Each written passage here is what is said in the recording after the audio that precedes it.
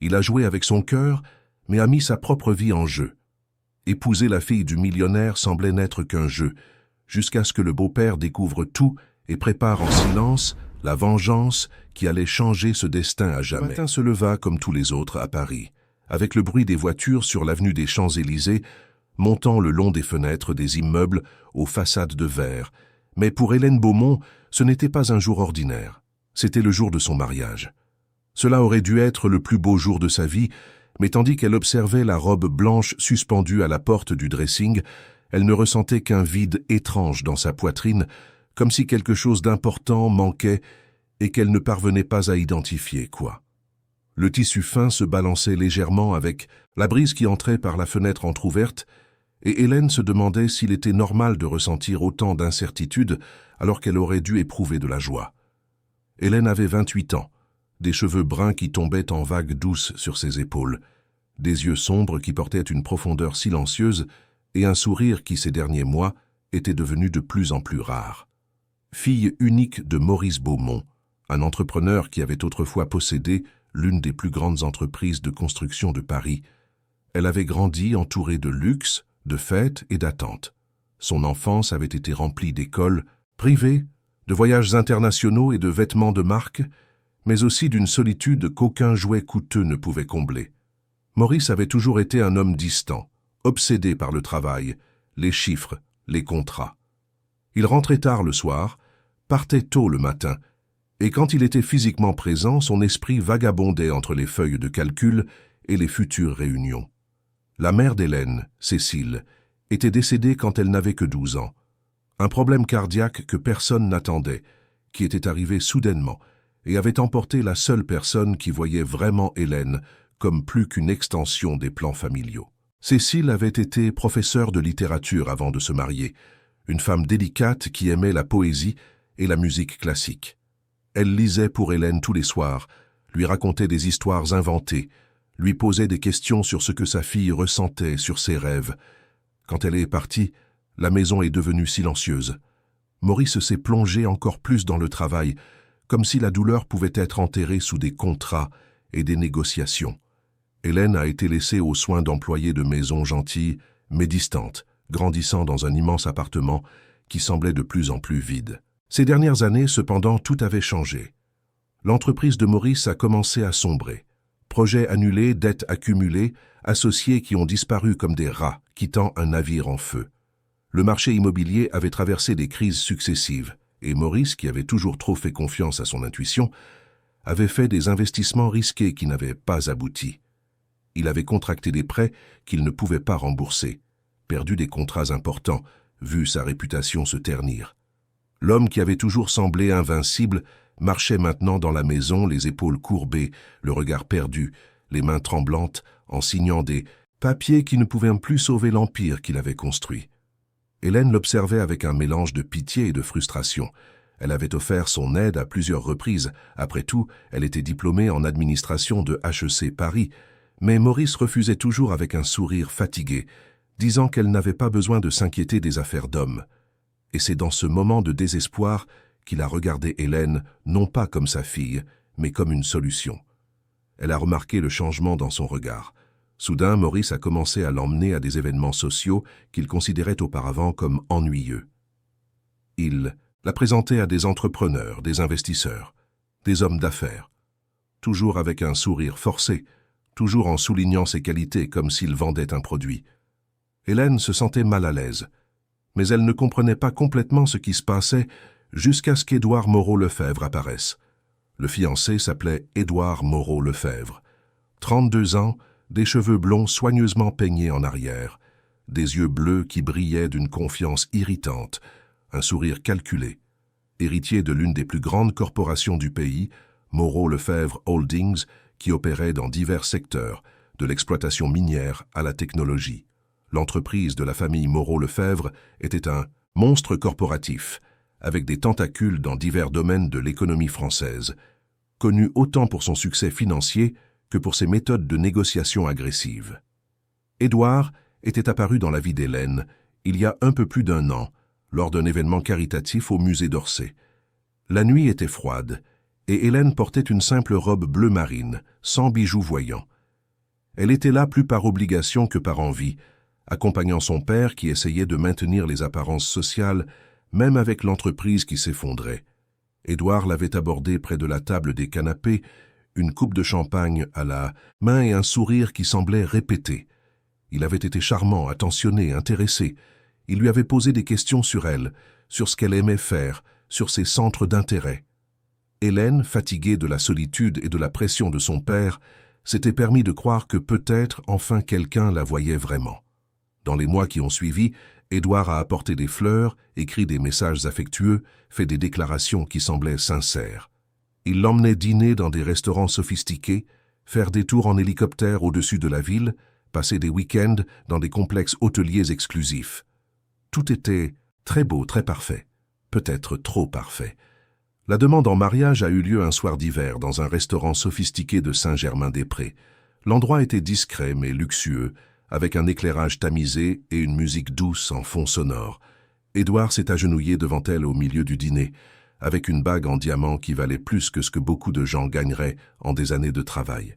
Hélène avait dit oui, non pas parce que son cœur explosait de joie, mais parce que cela semblait être la prochaine étape naturelle, et parce que son père, assis à une autre table du même restaurant comme si tout avait été arrangé, avait applaudi avec des larmes aux yeux. À ce moment-là, Hélène a ressenti une étrange pointe dans l'estomac, une sensation que quelque chose n'allait pas, mais elle a repoussé ce sentiment.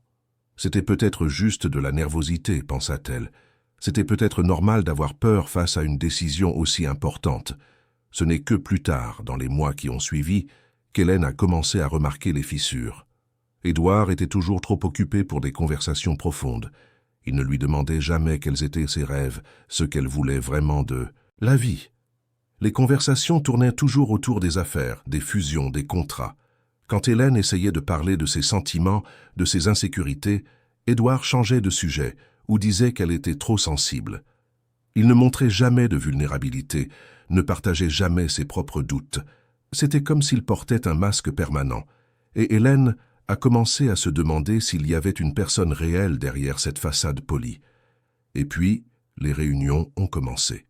Maurice et le père d'Édouard, Henri Moreau-Lefebvre, un homme de 60 ans aux yeux froids comme la glace et au sourire qui n'atteignait jamais, les yeux se rencontraient constamment dans le bureau de la famille Beaumont. Hélène entendait des fragments de conversation à travers les portes fermées, des mots comme partenariat, acquisition, contrôle actionnarial. Elle a essayé de demander à son père ce qui se passait, mais Maurice souriait simplement, fatigué, et disait que c'était des affaires d'hommes, qu'elle n'avait pas besoin de s'inquiéter. Cette phrase l'irritait profondément. Elle avait une formation, elle était intelligente, mais elle était constamment tenue à l'écart des décisions qui impliquaient clairement son avenir. La méfiance a grandi comme une graine plantée en sol fertile. Hélène n'était pas naïve. Diplômée en administration de HEC, elle comprenait les affaires. Elle savait reconnaître quand quelque chose clochait. Et plus Édouard évitait de parler de leur avenir de manière concrète, de projets réels, de l'endroit où ils vivraient, de s'ils voulaient avoir des enfants, plus elle sentait que quelque chose n'allait pas. Il donnait toujours des réponses vagues, reportait toujours ses conversations, disait toujours qu'ils auraient le temps d'y penser après le mariage. Mais le mariage approchait rapidement, et Hélène sentait qu'elle était poussée vers quelque chose qu'elle ne comprenait pas totalement, jusqu'à ce que, 3 semaines avant le mariage, Hélène prenne une décision. Elle était seule à la maison un mardi après-midi quand elle a trouvé accidentellement un dossier oublié sur le bureau de Maurice. À l'intérieur se trouvaient des documents sur un contrat prénuptial. Elle savait que ce type de contrat était courant dans les mariages entre familles fortunées, mais quelque chose dans la manière dont il était rédigé la dérangeait. Il y avait des clauses étranges, des termes techniques qu'elle ne comprenait pas complètement. Et le nom de l'entreprise de son père apparaissait à plusieurs endroits. Cela l'a rendue inquiète. Elle a photographié quelques pages avec son téléphone portable, qu'a décidé qu'elle avait besoin de réponses. De vraies réponses, pas les demi-vérités que son père et Édouard lui donnaient. Elle a engagé une détective privée. Elle s'appelait Julie Martin, une femme d'une 40aine d'années, cheveux courts et grisonnants, un regard perspicace et une posture qui transmettaient une confiance immédiate. Julie travaillait avec une discrétion absolue, et avait une réputation impeccable sur le marché. Hélène l'avait trouvée grâce à une recommandation discrète d'une ancienne camarade de faculté qui avait traversé un divorce compliqué. Elles se sont rencontrées dans un petit bureau dans le Marais, loin des regards curieux de l'élite parisienne. L'endroit était simple, avec des murs blancs et des meubles fonctionnels, sans luxe inutile. Hélène avait expliqué ses soupçons, livré toutes les informations qu'elle avait sur Édouard et sa famille, y compris les photos du contrat prénuptial. Julie avait écouté en silence, pris quelques notes dans un carnet usé et avait seulement dit, d'une voix ferme et avec des yeux sérieux, « Je vais découvrir la vérité. Cela peut prendre quelques jours, mais je vais la découvrir. » Les semaines qui ont suivi ont été d'une anxiété croissante. Hélène maintenait la routine, les répétitions pour la cérémonie, les essayages, de la robe qui semblait de plus en plus serrée, même sans avoir changé de taille. Les dîners avec la famille Moreau-Lefebvre, où elle souriait poliment, alors qu'à l'intérieur, elle sentait un nœud dans l'estomac. Mais intérieurement, elle était en alerte constante, attendant, observant chaque geste, chaque mot dit entre les lignes. Édouard restait le même, charmant et distant, toujours avec ce sourire qui semblait maintenant plus un masque qu'une expression authentique. Henri Moreau-Lefebvre la traitait avec une cordialité froide, comme si elle était un objet de valeur qu'il venait d'acquérir, faisant toujours des commentaires sur le fait qu'elle serait une excellente épouse et sur la manière dont les affaires de la famille prospéreraient avec cette union. Et Maurice semblait de plus en plus soulagé, comme si un poids gigantesque était sur le point de quitter ses épaules. Il marchait plus légèrement, souriait davantage, mais ses yeux restaient fatigués. Hélène a commencé à prêter attention à des détails qui passaient inaperçus auparavant. La façon dont Édouard la regardait, sans vraiment la voir. La manière dont il lui touchait la main en public, toujours de façon théâtrale, toujours conscient de qui observait. Les conversations qu'il avait au téléphone, qu'il interrompait brusquement, quand elle entrait dans la pièce. Les emails qu'il fermait rapidement sur l'écran de l'ordinateur quand elle s'approchait. Tout cela alimentait la sensation croissante qu'elle était trompée, qu'il y avait une histoire parallèle en cours et qu'elle était la seule à ne pas connaître le scénario. Puis, le jeudi après-midi, 2 jours avant le mariage, Julie a appelé. Hélène était seule dans l'appartement, regardant par la fenêtre la ville grise en contrebas. La pluie fine commençait à tomber, embuant la vitre. La sonnerie du téléphone l'a fait sursauter. La voix de la détective a retenti, sérieuse, de l'autre côté de la ligne, sans détour droit au but.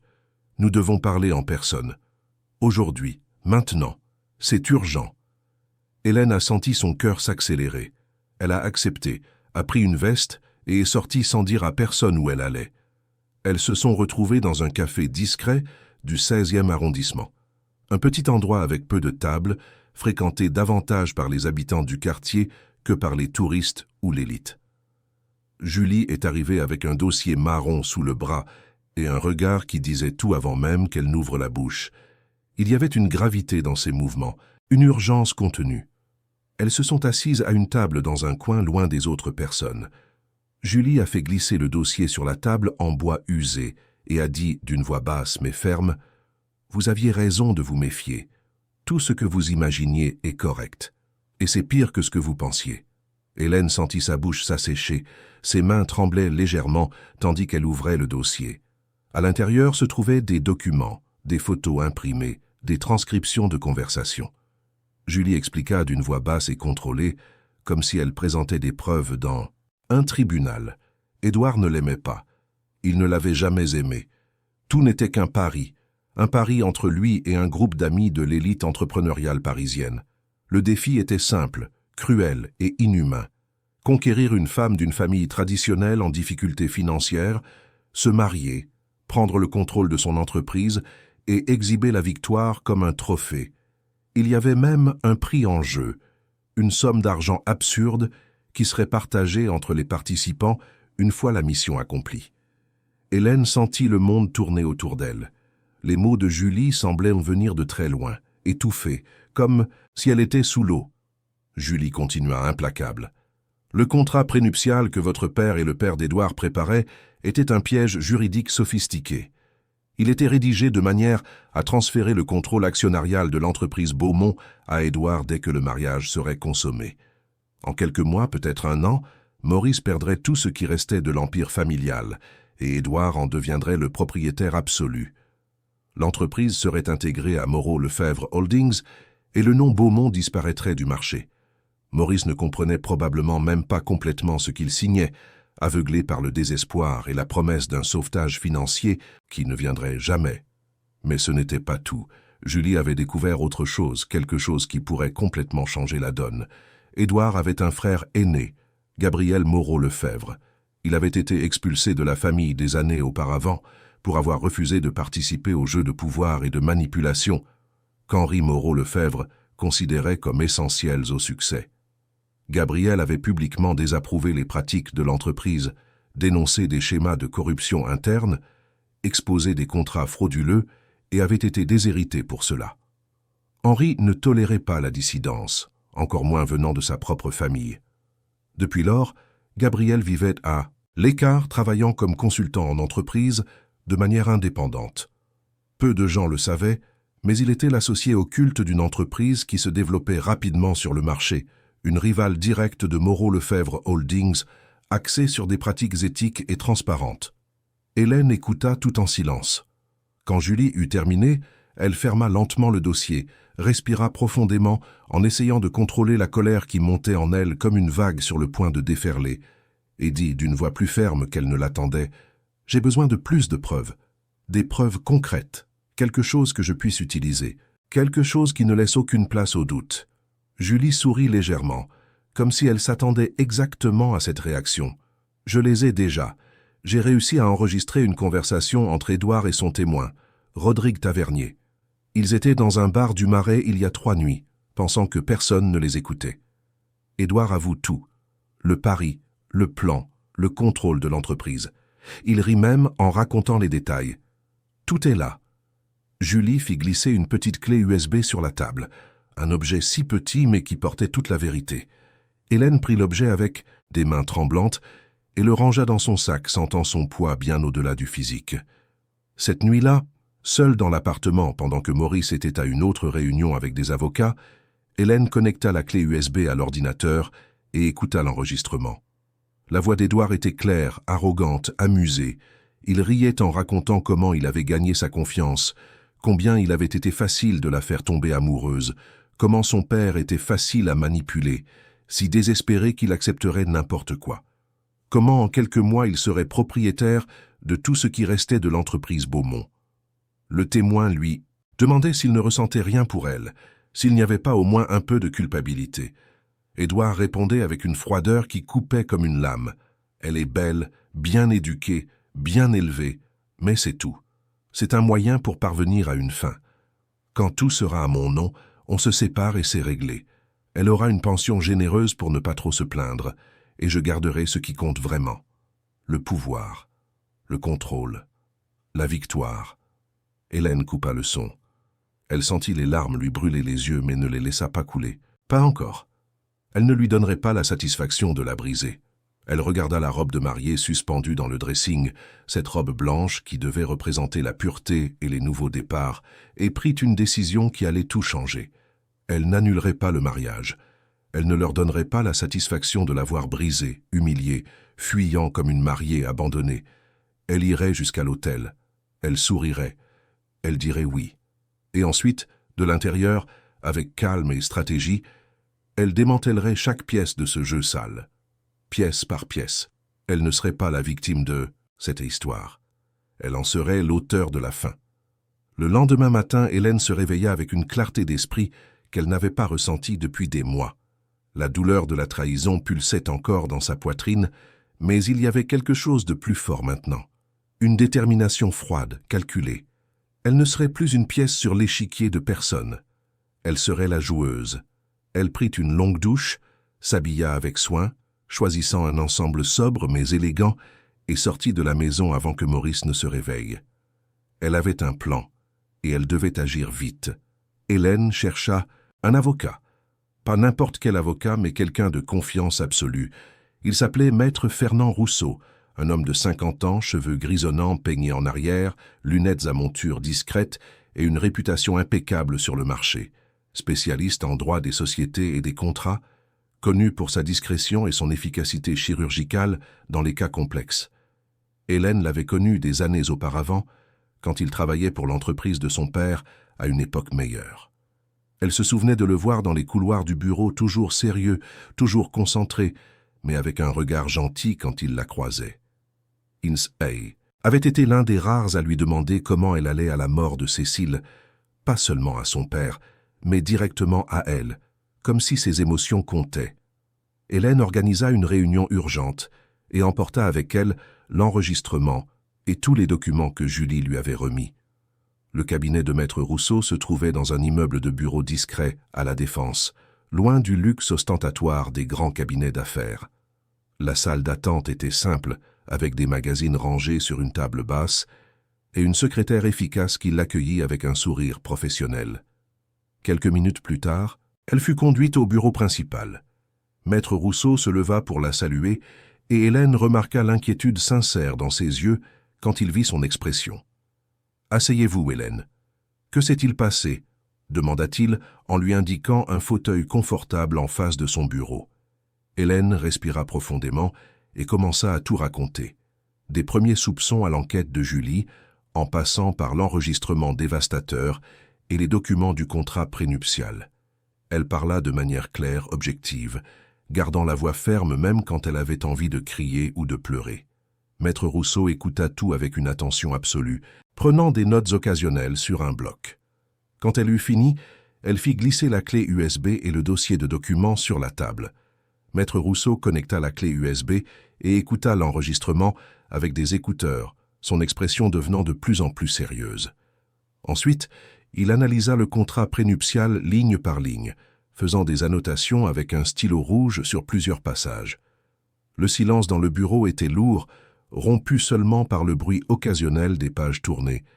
Hélène attendit, sentant chaque seconde s'étirer comme une éternité. Quand il eut terminé, il retira ses lunettes, nettoya les verres avec un mouchoir et regarda Hélène avec une expression qui mêlait indignation et détermination. « Ce contrat est une fraude. Il est rempli de clauses abusives et illégales. Il a été rédigé avec une mauvaise foi évidente, dans le seul but de vous tromper, vous et votre père. N'importe quel juge un minimum compétent annulerait cela sans hésiter. De plus, avec cet enregistrement, vous avez des preuves irréfutables de dol.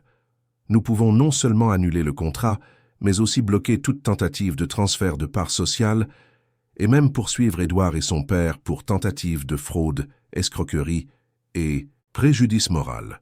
C'est un cas clair de mauvaise foi contractuelle. » Hélène sentit une vague de soulagement mêlée de colère. La confirmation qu'elle n'était pas folle, que ses soupçons étaient valides, lui apporta une étrange sensation de victoire au milieu du chaos. « Alors je peux empêcher ça. Je peux protéger mon père et l'entreprise. » Maître Rousseau acquiesça gravement. « Vous le pouvez, mais vous devez agir vite et de manière stratégique. Si vous annulez le mariage maintenant, ils sauront immédiatement que vous avez tout découvert et ils essaieront de se protéger. Ils cacheront des preuves, créeront des versions alternatives, utiliseront toutes les ressources légales disponibles pour compliquer toute action de votre part. Le mieux est de laisser le mariage avoir lieu, mais sans consommer l'union. Gardez une distance physique, inventez une excuse si nécessaire. Et juste après, de préférence le lendemain, nous engageons toutes les actions en justice d'un seul coup. Nous les prendrons par surprise, avec tout documenté, toutes les preuves organisées. Ils n'auront pas le temps de réagir adéquatement. » Hélène réfléchit un instant. L'idée d'aller jusqu'à l'hôtel, de dire oui devant tout le monde, en sachant la supercherie, était douloureuse. Mais c'était aussi puissant. C'était elle qui prenait le contrôle de la situation.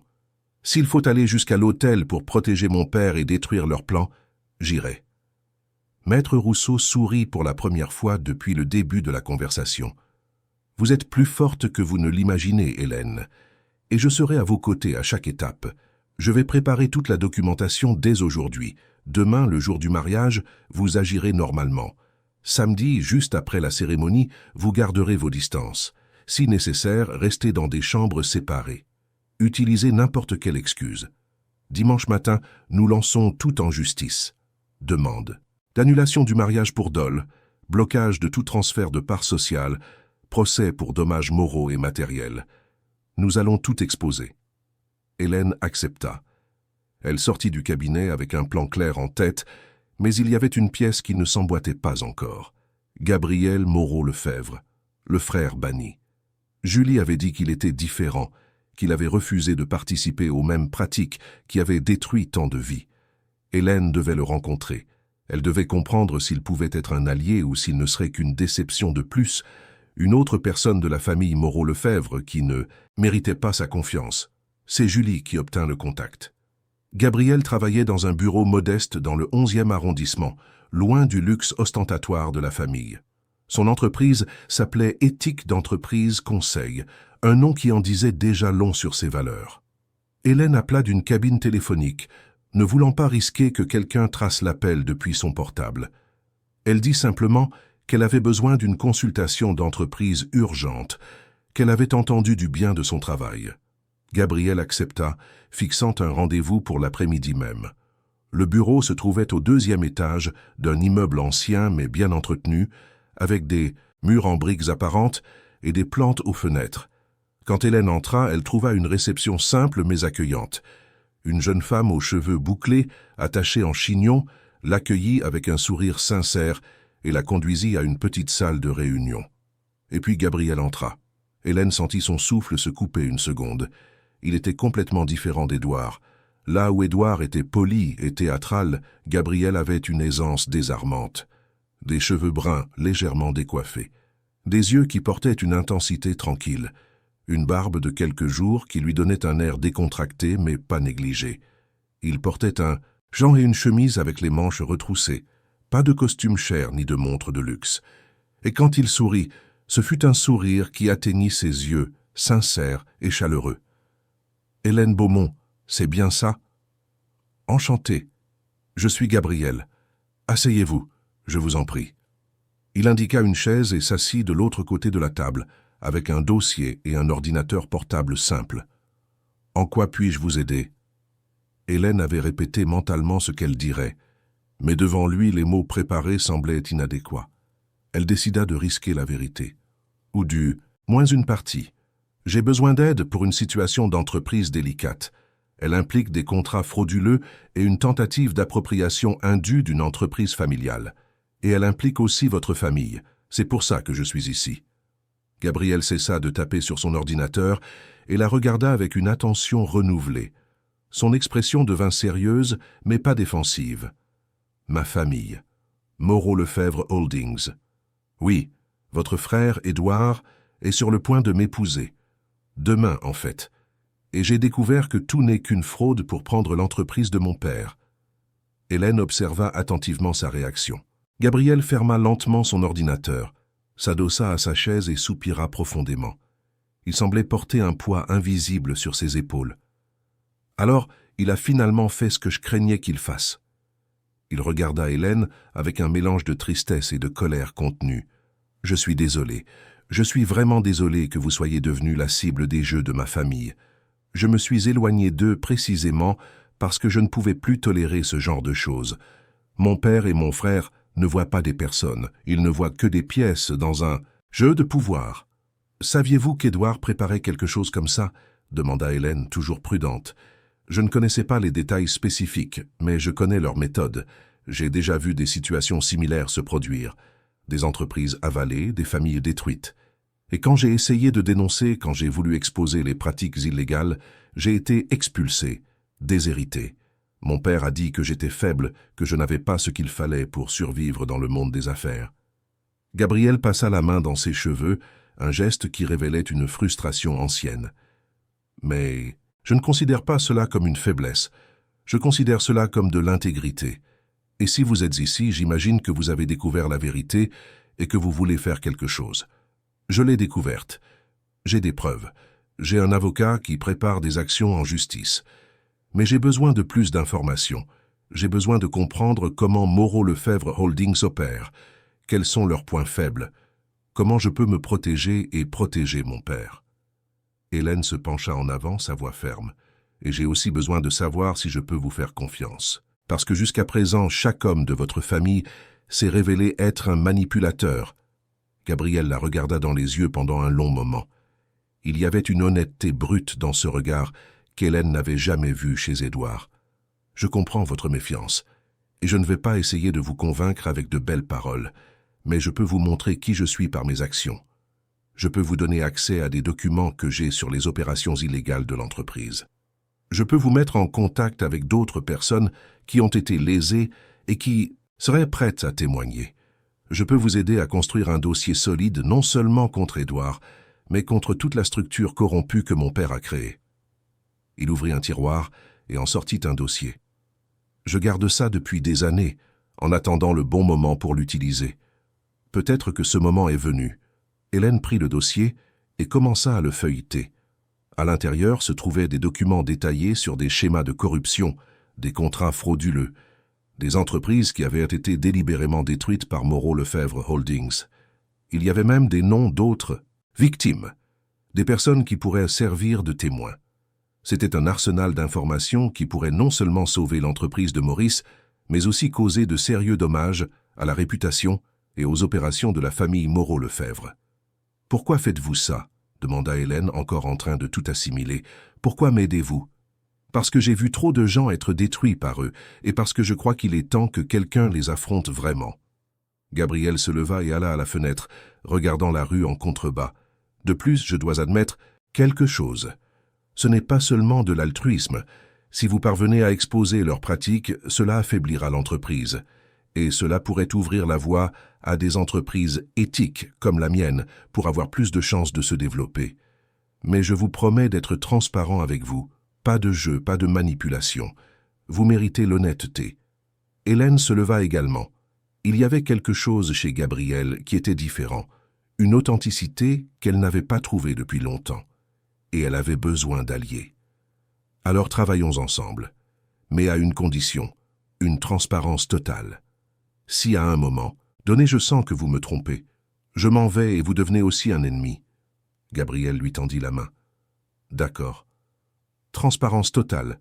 Et Hélène, quoi qu'il arrive, vous n'êtes pas seule là-dedans. » Elle lui serra la main, sentant la fermeté de la poignée, la sincérité du geste. Ils passèrent les heures suivantes à examiner des documents, à élaborer des stratégies, à identifier les points faibles de la structure juridique de Moreau-Lefebvre Holdings.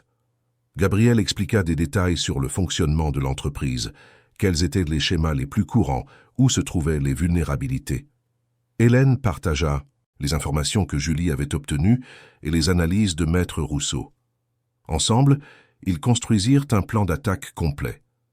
Quand la nuit tomba, Hélène regarda sa montre et réalisa qu'elle avait passé près de 6 heures dans le bureau de Gabriel. Elle devait rentrer chez elle avant que Maurice ne s'étonne de son absence prolongée. Mais avant de partir, elle se tourna vers Gabriel. « Merci. Pour tout. Pour avoir cru en moi. Pour m'avoir aidé. » Gabriel sourit, et encore une fois, ce sourire parut sincère. « Merci à vous d'avoir le courage d'affronter cela. La plupart des gens acceptent simplement et passent à autre chose.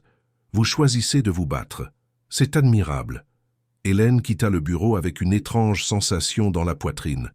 Ce n'était pas seulement le soulagement d'avoir trouvé un allié. C'était quelque chose de plus, une connexion qu'elle ne s'attendait pas à ressentir. Mais il n'y avait pas de temps pour analyser cela maintenant. Demain était le jour du mariage, et elle devait être prête pour la performance de sa vie. Quand elle arriva à la maison, Maurice était dans le salon, assis sur le canapé avec un verre de whisky à la main. Il semblait fatigué, mais il y avait une lueur d'espoir dans ses yeux qu'elle n'avait pas vue depuis longtemps. « Hélène, ma fille, demain c'est le grand jour. Tu es excitée ?» Hélène força un sourire. « Je le suis, papa. Un peu nerveuse, mais excitée. » Elle s'assit à côté de lui, observant l'homme qui avait toujours été son héros, maintenant si fragile et trompé.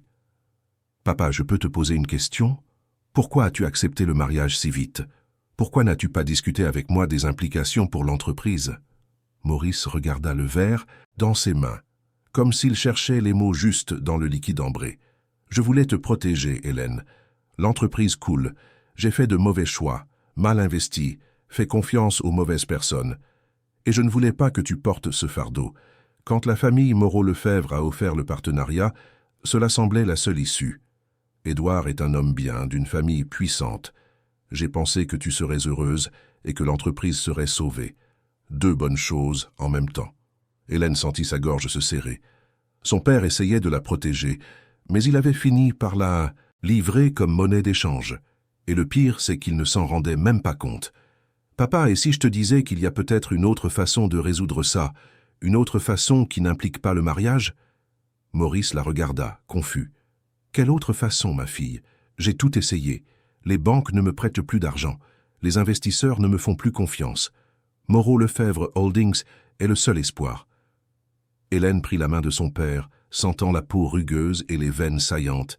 « Demain je me marie, papa, je monterai à cet hôtel parce que je l'ai promis. Mais après j'ai besoin que tu me fasses confiance, que tu aies confiance que je sais ce que je fais, et que tout ira bien, mieux que tu ne l'imagines. » Maurice serra sa main en retour, sans comprendre complètement, mais en hochant la tête. « Je te fais toujours confiance, ma fille. Toujours. » Hélène monta dans sa chambre et regarda une fois de plus la robe de mariée. Demain, elle porterait ce tissu blanc, marcherait jusqu'à l'hôtel, regarderait Édouard dans les yeux et dirait oui, mais ce serait un oui chargé d'ironie, un oui qui cachait un non définitif, un oui qui était le premier pas vers le plus grand retournement de situation que cette famille ait jamais vu. Et tandis qu'elle se couchait, essayant de dormir, elle pensa à Gabriel, à la façon dont il l'avait regardée avec respect, à l'honnêteté brute de ses paroles, et elle se demanda si, au milieu du chaos, elle n'avait pas trouvé quelque chose d'inattendu, quelque chose qui pourrait être le début d'une histoire très différente de celle qu'elle s'apprêtait à jouer. Le jour se leva, clair sur Paris, un contraste cruel, avec la tempête qui se préparait dans le cœur d'Hélène.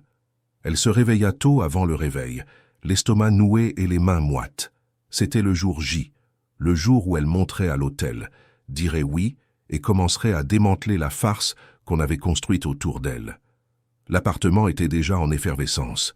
Les employés de maison couraient d'un côté à l'autre, le téléphone sonnait constamment, des fleurs arrivaient en quantité absurde. C'était le chaos organisé d'un mariage de l'élite. La maquilleuse et la coiffeuse arrivèrent à 8 heures.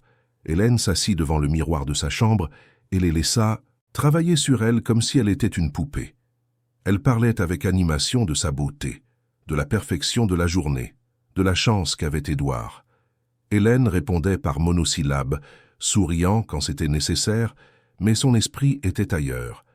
Elle revoyait mentalement chaque détail du plan. Maître Rousseau était prêt avec tous les documents préparés. Gabriel avait confirmé par message crypté qu'il serait disponible pour toute éventualité.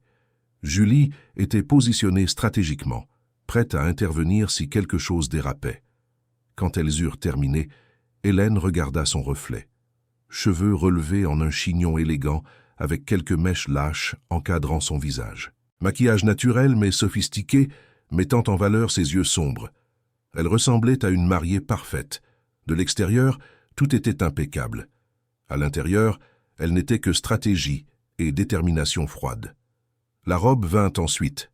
Les amis d'enfance qu'elle ne voyait presque plus, mais qui avaient été invités pour maintenir les apparences, l'aidèrent à l'enfiler. Le tissu glissa sur son corps comme de l'eau, s'ajustant parfaitement. C'était vraiment une belle robe. Dommage qu'elle représente un mensonge. Quand on lui mit le voile, Hélène respira profondément. Elle était prête. Maurice frappa à la porte juste avant l'heure de partir. Quand il entra, et la vit, ses yeux s'emplirent de larmes. « Tu es magnifique, Hélène. Exactement comme ta mère le jour de notre mariage. » Il s'approcha et lui prit les mains. « Je sais que je n'ai pas été le meilleur des pères. Je sais que j'ai échoué sur beaucoup de points. Mais aujourd'hui, en te voyant ainsi, j'ai l'espoir que tout va s'arranger. » Hélène sentit une boule dans sa gorge. Son père n'avait aucune idée de ce qui allait se passer. « Papa, je veux que tu saches une chose. Peu importe ce qui arrivera aujourd'hui ou dans les jours à venir, je t'aime. Et tout ce que je ferai, ce sera pour nous protéger, pour protéger notre famille. Tu me fais confiance ?» Maurice parut confus, mais il hocha la tête. « Bien sûr que je te fais confiance, ma fille. Toujours. Tu es la chose la plus importante de ma vie. » L'église choisie pour le mariage était l'église de la Madeleine, une construction imposante et élégante, fréquentée par l'élite parisienne. Quand la limousine s'arrêta devant, Hélène vit la foule d'invités, tous vêtus de leurs plus beaux habits, tous curieux, tous attendant le spectacle. Des photographes. étaient placés stratégiquement. Tout était documenté, ce qui, ironiquement, jouait en la faveur d'Hélène. Plus il y avait de témoins, mieux c'était. Maurice lui offrit son bras, et ensemble, ils marchèrent jusqu'à l'entrée. Les portes s'ouvrirent et la musique commença. Hélène fit le premier pas. La nef de l'église était comble. Des fleurs blanches et dorées décoraient chaque recoin. Les gens se tournèrent pour la regarder, et elle garda un sourire figé sur son visage. Ses yeux cherchèrent Édouard à l'autel. Il était là, en smoking impeccable, ses cheveux blonds brillant sous la lumière des lustres, un sourire confiant aux lèvres. À côté de lui, son témoin Rodrigue, complice de ses crimes, et au premier rang, Henri Moreau-Lefebvre, observant le tout avec ce regard froid de prédateur qui venait de s'assurer de sa proie. Mais Hélène vit alors quelque chose qui la surprit. Au fond de l'église, sur l'un des derniers bancs, se tenait Gabriel. Il n'était pas censé être là. Personne ne l'avait invité. Mais il était là, en costume simple, la regardant avec une expression qui mêlait inquiétude et encouragement. Leurs regards se croisèrent une seconde, et Hélène sentit une vague de force. Elle n'était pas seule. Il y avait au moins une personne dans cette église qui la voyait vraiment. La marche jusqu'à l'autel sembla durer une éternité et une seconde à la fois. Quand elle arriva, Maurice lui embrassa le front et la confia à Édouard, qui lui prit la main avec ce contact théâtral qu'elle reconnaissait maintenant comme faux. Le prêtre commença la cérémonie avec les mots traditionnels sur l'amour, l'engagement, le partenariat. Hélène l'écoutait à peine. Elle était concentrée sur le maintien de son sang-froid, sur le fait de paraître la mariée émue que tout le monde s'attendait à voir. Puis vint le moment des vœux.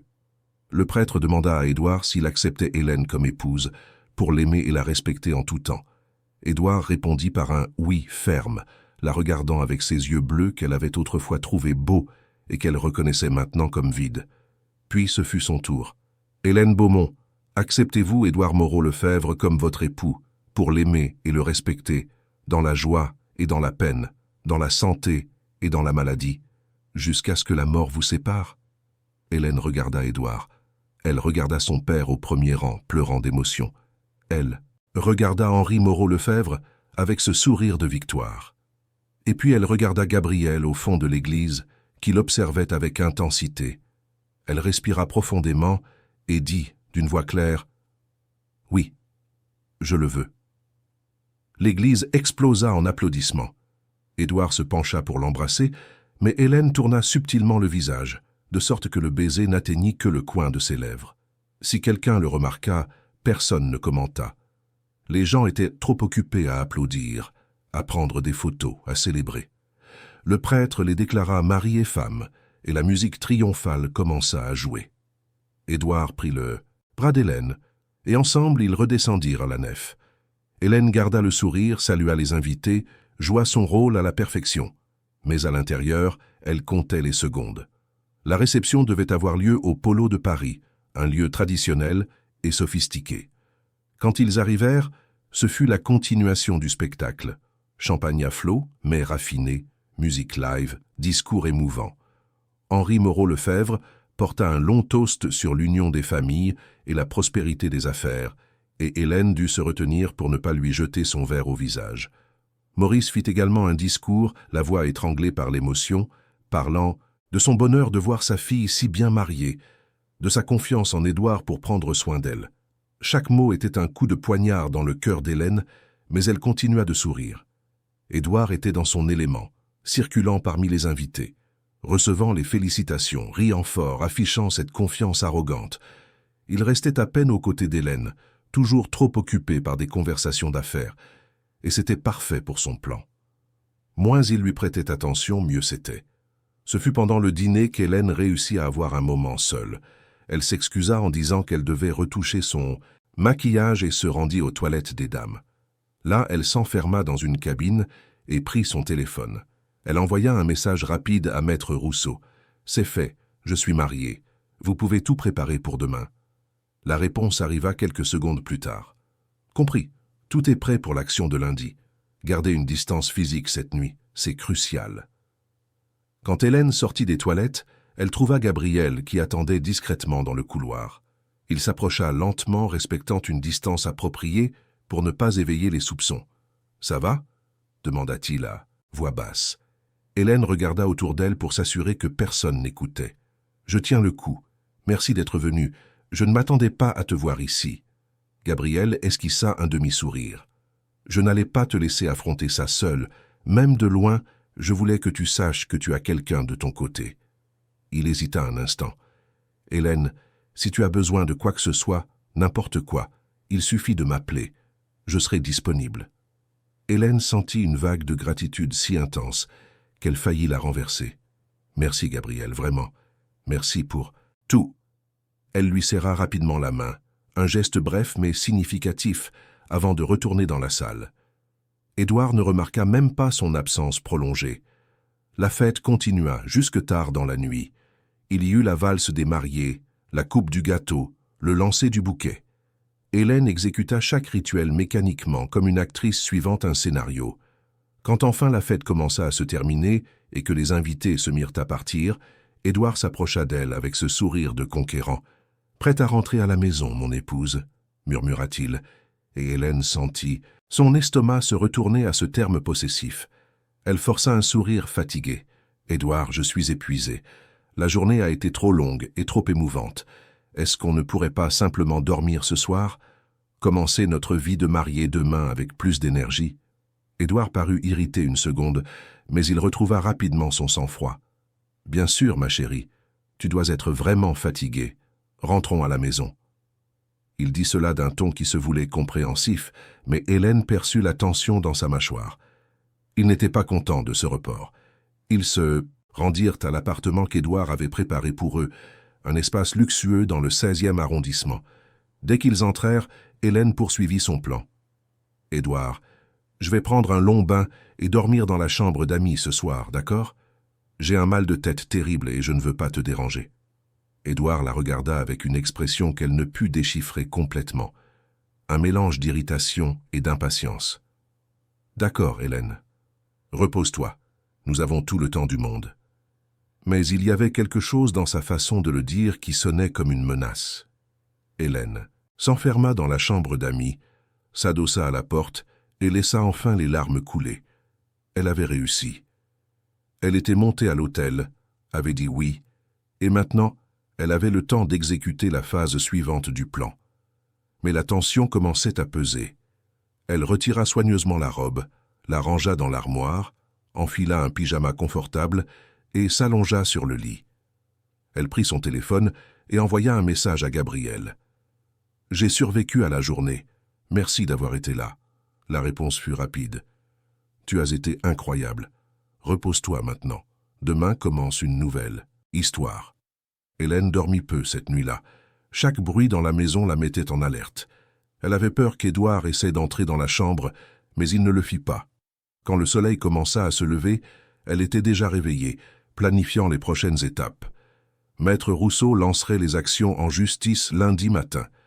Mais avant cela, Hélène devait quitter cet appartement et mettre une distance physique entre elle et Édouard. Elle attendit d'entendre Édouard partir pour son jogging matinal, une habitude qu'il suivait religieusement. Dès que la porte se ferma, Hélène prépara une valise avec des vêtements essentiels, des documents personnels et la clé USB contenant les preuves. Elle appela un taxi et se rendit directement à l'appartement de Maurice. Quand elle arriva, son père prenait son petit déjeuner, surpris de la voir. « Hélène, qu'est-ce que tu fais ici? Tu ne devrais pas être avec Édouard ?» demanda Maurice, confus. Hélène s'assit à côté de lui et lui prit les mains. « Papa, il faut que tu m'écoutes attentivement. Tout ce que je vais te dire sera difficile à entendre, mais c'est la vérité. » Et elle passa l'heure suivante à tout lui révéler. Le Paris, l'enregistrement, le contrat frauduleux, le plan pour voler l'entreprise.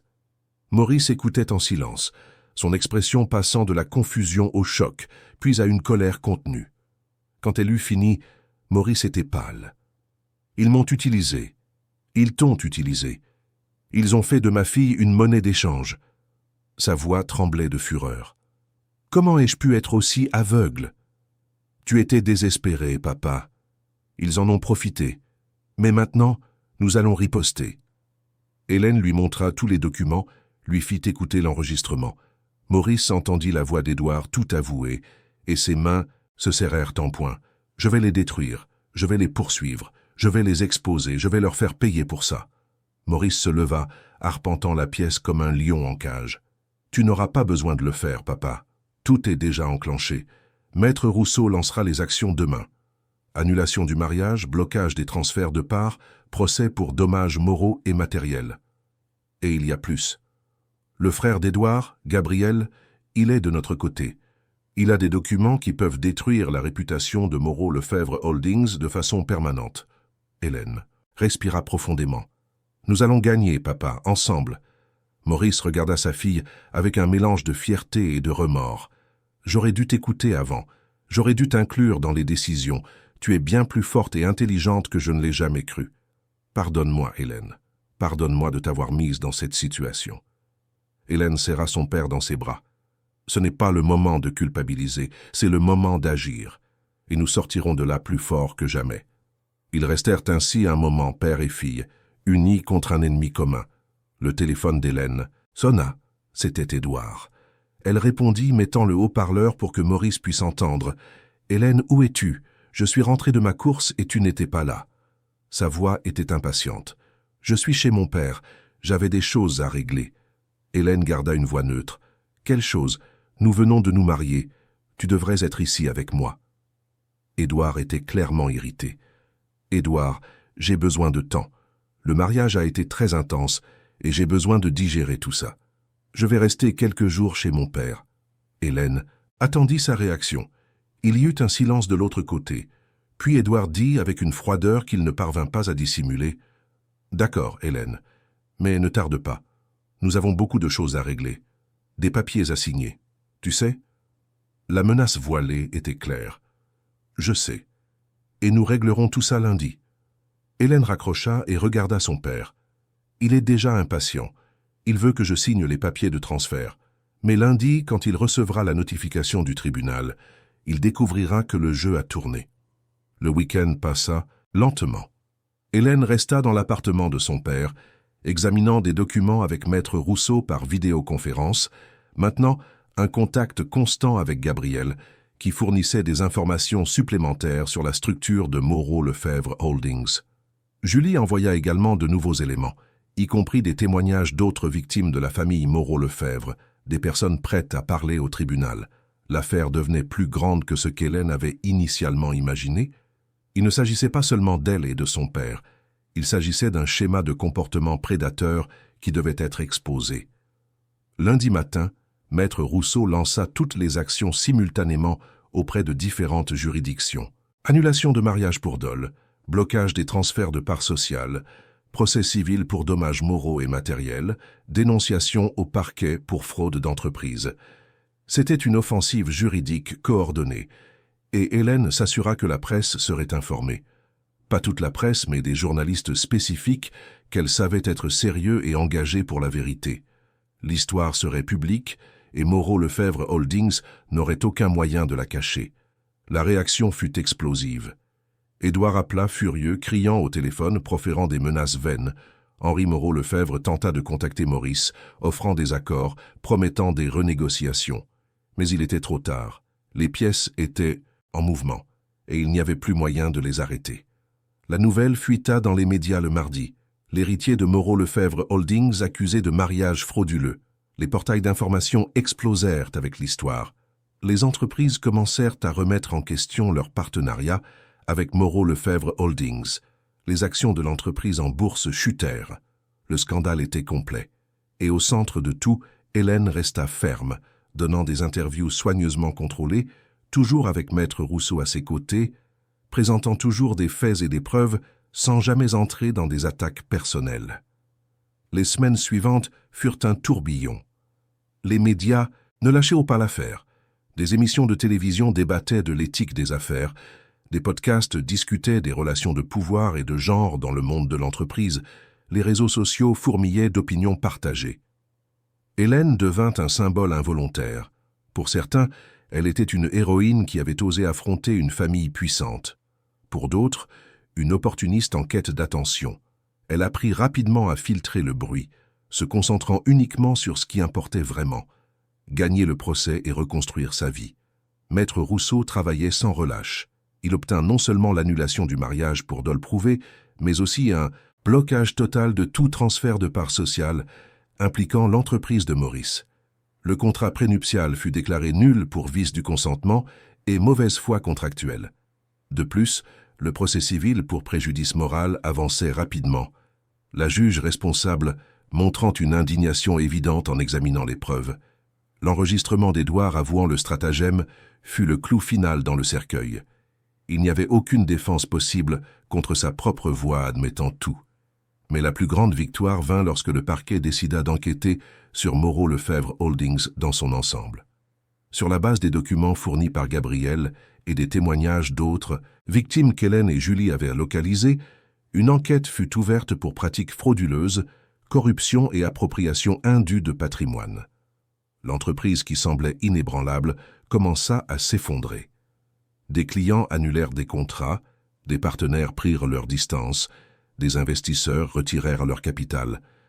Henri Moreau-Lefebvre tenta de limiter les dégâts, donnant des interviews où il niait tout, accusant Hélène de diffamation. Mais chaque mensonge était rapidement démenti par de nouvelles preuves qui émergeaient. Édouard disparut de la vie publique.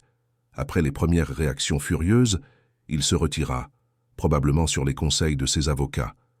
Mais le mal était fait. Sa réputation était ruinée. Les entreprises qui le courtisaient autrefois l'évitaient désormais. Le playboy confiant et arrogant était devenu un paria social. Pendant tout ce processus, Gabriel fut une présence constante dans la vie d'Hélène. Il ne se contentait pas de fournir des informations cruciales pour l'affaire, mais offrait également un soutien émotionnel. Ils se rencontraient régulièrement, initialement juste pour discuter de stratégie juridique et examiner des documents, mais progressivement les conversations commencèrent à inclure d'autres sujets. Rêves, peurs, histoires d'enfance, vision de la vie. Hélène découvrit que Gabriel était différent de tous les hommes qu'elle avait connus. Il parlait de sa mère décédée quand il avait 15 ans, victime d'une longue bataille contre le cancer. Elle avait été la seule personne de la famille à l'encourager à suivre ses propres valeurs, même si cela signifiait aller à l'encontre d'Henri. Gabriel se souvenait avec tendresse de leur conversation, des leçons sur l'intégrité et la compassion qu'elle avait essayé d'enseigner dans une famille obsédée par le pouvoir et l'argent. Quand elle est partie, Gabriel sentit qu'il avait perdu sa seule alliée. C'est sa mort qui l'a finalement conduit à rompre avec sa famille, lorsqu'il réalisa qu'Henri ne changerait pas et qu'Édouard suivait les mêmes traces que son père. Hélène partagea ses propres douleurs. Elle parla de la solitude de grandir avec un père émotionnellement absent, de la perte de sa mère si jeune, de la façon dont elle avait toujours senti qu'elle devait prouver sa valeur, qu'elle devait être parfaite pour être aimée. Gabriel écoutait avec une attention sincère, posant des questions qui montraient qu'il se souciait vraiment, non seulement des faits, mais aussi de ses sentiments. Ce fut un après-midi pluvieux de jeudi, 2 mois après le mariage qui n'avait jamais été consommé, que quelque chose changea entre eux. Ils étaient dans le bureau de Gabriel, examinant d'autres documents pour le procès, quand Hélène s'effondra tout simplement. La tension accumulée, le stress constant, l'exposition publique, tout remonta à la surface d'un coup. Elle se mit à pleurer, non pas les larmes délicates et contenues qu'elle avait appris à montrer en public, mais des sanglots profonds qui venaient de très loin. Gabriel n'essaya pas de l'arrêter avec des mots vides ou des phrases toutes faites. Il s'approcha simplement, lui demanda s'il pouvait la prendre dans ses bras et quand elle acquiesça, il l'enlaça. Hélène se permit d'être vulnérable, chose qu'elle n'avait pas faite depuis longtemps. Elle pleura pour tout ce qu'elle avait perdu, l'illusion d'un mariage heureux, la confiance en autrui, l'innocence de croire aux bonnes intentions. Mais elle pleura aussi de soulagement, car elle avait trouvé la force de se défendre, car il y avait de vraies personnes à ses côtés. Quand elle se calma enfin, elle s'écarta un peu, embarrassée. « Excuse-moi, je ne voulais pas m'effondrer comme ça. Tu dois me trouver faible. » Gabriel lui prit doucement le visage, forçant leurs regards à se croiser. « Hélène, tu es l'une des personnes les plus fortes que j'ai jamais rencontrées. La faiblesse aurait été d'accepter tout en silence, de te soumettre à une vie de mensonges.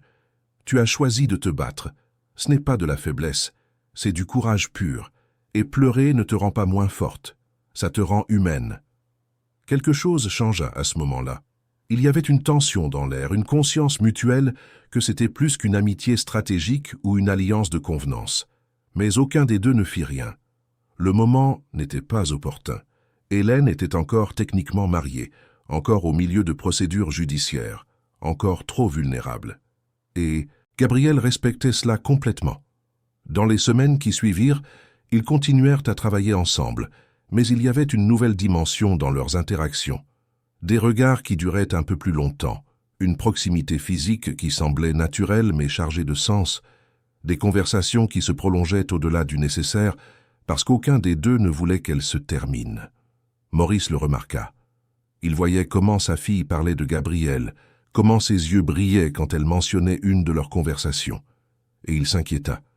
Un soir, après le dîner, Maurice appela Hélène pour discuter. « Ma fille, je dois te dire quelque chose à propos de Gabriel. » Hélène sentit son estomac se nouer, craignant ce qui allait suivre. Son père continua. « Je sais que vous vous êtes rapprochés, et je comprends pourquoi. Il t'a aidé quand personne d'autre n'était disposé à le faire. Mais il reste un Moreau Lefebvre, et j'ai peur que tu sois à nouveau blessé. » Hélène respira profondément. « Papa, je comprends ton inquiétude, mais Gabriel est différent. Il a été banni de la famille précisément parce qu'il n'acceptait pas leur jeu sale. Il a tout risqué pour m'aider, pour exposer la vérité. Ce n'était pas seulement de la stratégie, c'était un choix moral. Et je lui fais confiance. » Maurice soupira. « Je sais que tu es intelligente et que tu sais prendre soin de toi. Mais après tout ce que nous avons traversé, je veux juste que tu sois prudente, que tu ne te précipites en rien, que tu te donnes le temps de guérir avant d'ouvrir à nouveau ton cœur. » Hélène prit la main de son père. « Je suis prudente, papa, je te le promets, et Gabriel l'est aussi. Aucun de nous ne veut précipiter les choses, mais je ne nierai pas qu'il y a une connexion. Et pour la première fois depuis longtemps, c'est une connexion qui semble réelle, qui semble basée sur le respect mutuel et l'honnêteté, et c'est effrayant, mais c'est aussi beau. » Maurice serra sa fille dans ses bras. « Alors je fais confiance à ton jugement. Promets-moi juste de protéger ton cœur cette fois. Tu mérites d'être heureuse. Tu mérites quelqu'un qui te voit vraiment. » 3 mois après le début des procédures judiciaires, la première grande victoire arriva. Le juge prononça l'annulation définitive du mariage pour dol prouvé. Hélène n'était plus l'épouse d'Édouard. Elle était libre. Quand la nouvelle tomba, elle était dans le bureau de Gabriel. Il venait de terminer une réunion sur les prochaines étapes du procès contre Moreau Lefebvre Holdings, lorsque Maître Rousseau appela avec la nouvelle. Hélène raccrocha et regarda Gabriel, les larmes aux yeux. « C'est annulé. Officiellement annulé. Je suis libre. » Gabriel sourit, ce sourire sincère qu'elle avait appris à aimer. « Félicitations, Hélène. Tu t'es battue et tu as gagné. Tu mérites chaque seconde de cette victoire. » Sans trop réfléchir, Hélène s'approcha et le serra dans ses bras. C'était une étreinte de gratitude, de soulagement, de célébration. Mais quand ils s'écartèrent, ils restèrent là, très proches, se regardant. Hélène pouvait sentir sa respiration, voir les petites taches dorées dans ses yeux bruns, remarquer la façon dont il l'observait, avec un mélange d'admiration et de quelque chose de plus profond. « Je peux t'embrasser ?» demanda Gabriel tout bas, respectueusement, lui laissant le contrôle total de la situation. Hélène sentit son cœur s'accélérer. Elle savait que cela changerait tout, qu'il n'y aurait pas de retour en arrière, mais elle savait aussi qu'elle le voulait, qu'elle était prête. « Oui, tu peux. » Le baiser fut doux, prudent, chargé d'émotions contenues. Ce n'était pas un baiser passionné et désespéré. C'était un baiser de promesses, de commencement, de possibilités. Quand ils se séparèrent, ils souriaient tous les deux. Gabriel passa son pouce sur sa joue. « Je ne veux pas être une réaction. Je ne veux pas être l'opposé d'Édouard. Je veux être un choix conscient. Alors allons-y doucement, d'accord? À ton rythme. » Hélène acquiesça, touchée par sa sensibilité. « Merci de comprendre, d'être patient, d'être toi. » Ils restèrent là un moment de plus, profitant simplement de la présence de l'autre, avant de retourner au travail. Mais quelque chose avait définitivement changé. Ils n'étaient plus seulement des alliés. Ils étaient quelque chose de plus, quelque chose qui grandissait de manière organique et saine. Les mois qui suivirent furent ceux de la reconstruction. L'entreprise de Maurice, libérée de la menace de Moreau-Lefebvre Holdings, commença à se redresser lentement. Avec l'aide de nouveaux investisseurs présentés par Gabriel, des personnes qui valorisaient l'éthique et la transparence, Beaumont Construction recommença à croître. Maurice délégua plus de responsabilités à Hélène, reconnaissant enfin ses capacités. Elle prit un poste de directrice, se concentrant sur des projets durables et des relations éthiques avec les fournisseurs et les employés. Gabriel et Hélène commencèrent à sortir ensemble officiellement. Ils restèrent discrets au début, sachant que les médias surveillaient encore les moindres faits et gestes d'Hélène. Mais progressivement, ils se permirent d'apparaître ensemble à des événements, des dîners, des moments publics. La réaction fut mitigée. Certains critiquèrent, disant qu'elle sortait avec un autre Moreau-Lefebvre, qu'elle n'avait pas appris la leçon. D'autres célébrèrent y voyant une histoire de rédemption où tous les membres de la famille n'étaient pas des méchants. Hélène apprit à ne pas trop se soucier des opinions des autres. Elle connaissait la vérité sur Gabriel, sur son caractère, sur la façon dont il la traitait. Et c'était ce qui importait. Il n'a jamais essayé de la contrôler, n'a jamais manqué de respect à ses limites, ne l'a jamais traitée comme une propriété. Il la mettait au défi intellectuellement, soutenait ses décisions, célébrait ses victoires et la consolait dans les défaites. C'était un véritable partenaire. Ils voyagèrent ensemble pour la première fois 6 mois après le début de leur relation. Ils allèrent au Cap Ferret, un endroit tranquille où ils pouvaient être simplement 2 personnes profitant de la compagnie de l'autre, loin des projecteurs de Paris. Ils marchèrent sur la plage main dans la main, parlèrent de l'avenir, de rêves et de projets. Gabriel parla de son désir d'étendre son cabinet de conseil, d'aider plus d'entreprises à adopter des pratiques éthiques. Hélène partagea sa volonté de transformer l'entreprise de son père en une référence en matière de responsabilité sociale et environnementale. Un soir, en dînant dans un restaurant en bord de mer, Gabriel prit la main d'Hélène sur la table. « Je dois te dire quelque chose, et il est important que tu saches que cela ne vient pas d'un lieu de pression ou d'attente. C'est juste une vérité que je veux partager. » Hélène le regarda attentivement. Il continua. « Je suis tombé amoureux de toi, vraiment. Pas de la version que tu montres au monde, pas de la femme d'affaires forte ou de la survivante courageuse. De toi, de la femme qui rit aux blagues idiotes, qui pleure en regardant des films tristes, qui a peur des cafards mais affronte des entrepreneurs corrompus sans ciller.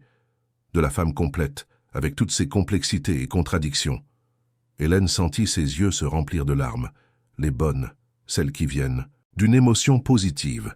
« Je suis aussi tombée amoureuse de toi, Gabriel.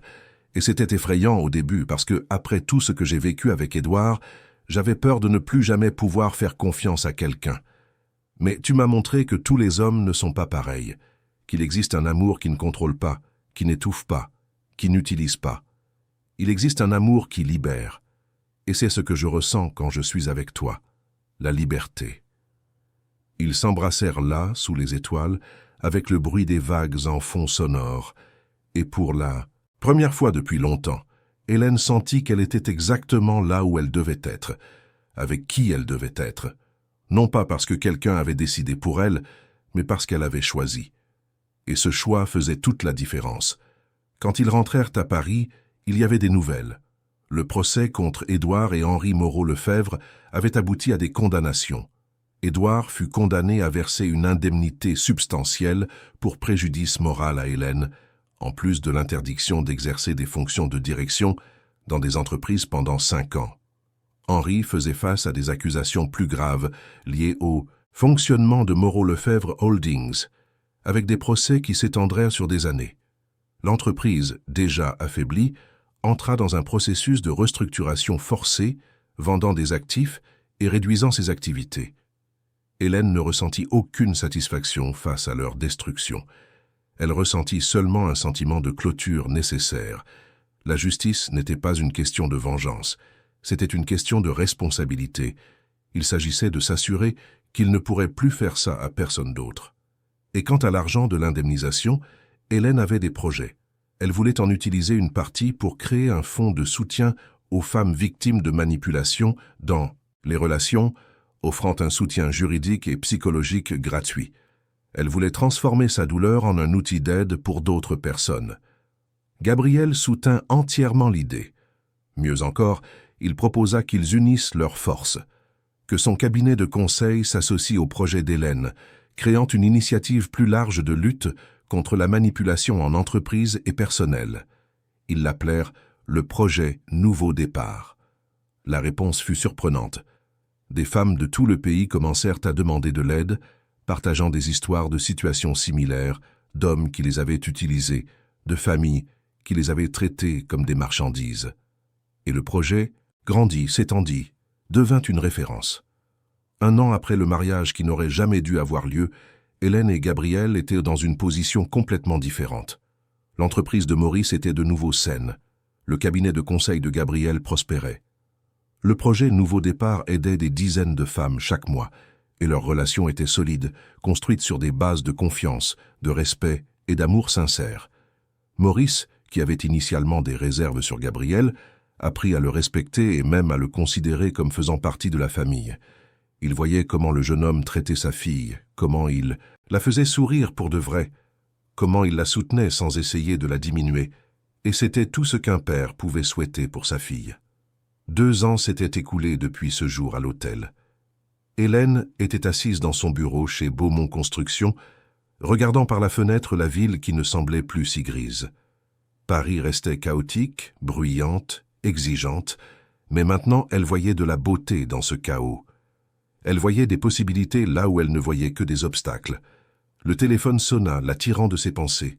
C'était Gabriel. « Salut, mon amour, juste un appel. Pour confirmer notre dîner de ce soir, j'ai une nouvelle à t'annoncer. » Sa voix lui mettait toujours le sourire aux lèvres, même les jours difficiles. « Confirmé. J'ai hâte de connaître la nouvelle. Tu peux me donner un indice ?» plaisanta Hélène, sachant qu'il ne dirait probablement rien. « Patience. Ça va te plaire, je te le promets. »« Je passe te prendre à 20h, répondit Gabriel avec ce ton amusé qu'elle avait appris à aimer. « Parfait. Je t'aime, dit Hélène naturellement, sans peur, sans réserve. Une phrase qui semblait autrefois impossible à redire, sortait maintenant avec facilité. « Je t'aime aussi, à tout à l'heure. » Ils raccrochèrent et Hélène retourna au rapport qu'elle devait examiner. L'entreprise se portait bien, mais elle ne se relâchait jamais complètement. Elle avait appris que le succès exigeait une vigilance constante, non par paranoïa mais par responsabilité. L'après-midi passa rapidement entre réunions et décisions. Hélène mettait en place un nouveau programme de formation pour les employés, offrant des cours de spécialisation gratuits et créant des parcours de carrière clairs. C'était coûteux, mais elle croyait qu'investir dans les gens, c'était investir dans l'avenir de l'entreprise. Maurice la soutenait entièrement, admiratif de la vision de sa fille. Il parlait déjà ouvertement de lui passer éventuellement le commandement total, chose impensable des années auparavant, quand il la voyait seulement comme la fille qui devait être protégée. À 20h précises, Gabriel était à l'accueil.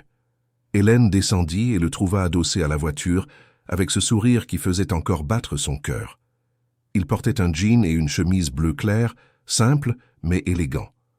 Pas d'ostentation, pas de performance, juste Gabriel étant Gabriel. « Prête pour la nouvelle ?» demanda-t-il en lui ouvrant la portière. Hélène monta, curieuse. « Où allons-nous ?»« Tu vas voir. » Gabriel traversa la ville prenant des chemins qu'Hélène ne reconnut pas au premier abord. Ils parlèrent de leur journée, de petits événements, d'un documentaire qu'ils avaient regardé ensemble. La conversation coulait de source, comme toujours, jusqu'à ce que Gabriel s'arrête devant un immeuble dans le 11e arrondissement, non loin de son bureau. « Qu'est-ce que c'est ici ?» demanda Hélène, regardant le bâtiment de 4 étages, à l'architecture moderne mais non ostentatoire. Gabriel sourit mystérieusement. « Viens avec moi. » Ils entrèrent et montèrent au 3e étage. Gabriel ouvrit une porte donnant sur un grand espace en travaux. Il y avait des plans d'architecte étalés sur une table improvisée, des échantillons de matériaux et la structure de base des cloisons qui commençait à prendre forme. « Ce sera le nouveau bureau d'éthique d'entreprise », expliqua Gabriel, observant sa réaction. « Le cabinet a tellement grandi que nous avons besoin d'un plus grand espace. Nous aurons des salles pour des consultations individuelles, un espace pour des ateliers, une petite bibliothèque de ressources, et regarde ça. » Il l'emmena vers une zone spécifique. Cet espace-ci est réservé au projet Nouveau Départ. Il y aura une intimité totale. Une entrée séparée pour ceux qui ne veulent pas être vus entrant dans un bureau d'entreprise. C'est un véritable espace sécurisé. Hélène regarda autour d'elle, visualisant le potentiel. Gabriel, c'est incroyable, mais ça doit coûter une fortune. Tu as trouvé des investisseurs? Gabriel hésita une seconde. En fait, il y a une autre nouvelle. Une entreprise de technologie m'a offert un partenariat stratégique. Ils veulent mettre en œuvre des programmes d'éthique et de transparence dans leurs opérations et ont vu le travail que nous faisons. C'est un gros contrat, Hélène. Très gros. Il va pratiquement tripler le chiffre d'affaires du cabinet. Hélène le serra dans ses bras, sincèrement heureuse pour lui. C'est merveilleux. Tu le mérites. Tout ce travail acharné, toute l'intégrité que tu maintiens, même quand il serait plus facile de céder. Ça porte ses fruits. Mais elle remarqua quelque chose dans son expression. Qu'est-ce qu'il y a? Quelque chose te préoccupe? Gabriel lui prit les mains. C'est qu'avec la croissance, je vais devoir consacrer beaucoup plus de temps au travail. Plus de voyages, plus de réunions, moins de temps libre. Et je ne veux pas que ça nous affecte. Je ne veux pas que tu sentes que je te néglige comme ton père l'a fait avec toi quand tu étais enfant. Hélène sentit son cœur se serrer face à sa prévenance. Gabriel, le fait que tu t'inquiètes de ça montre déjà que tu es différent. La croissance professionnelle est importante, et je comprends ça. Je suis aussi plongé dans l'entreprise. On trouvera un équilibre. Tant qu'on continue à communiquer, à être honnête l'un envers l'autre, ça ira. Tu es sûr? Parce que je peux refuser le partenariat si tu penses que c'est trop, dit Gabriel, et Hélène sut qu'il était sérieux. Il la choisirait elle plutôt que l'entreprise si c'était nécessaire. Ne refuse pas, c'est une opportunité incroyable, et je serai là pour te soutenir, comme tu m'as toujours soutenu. Hélène l'embrassa doucement.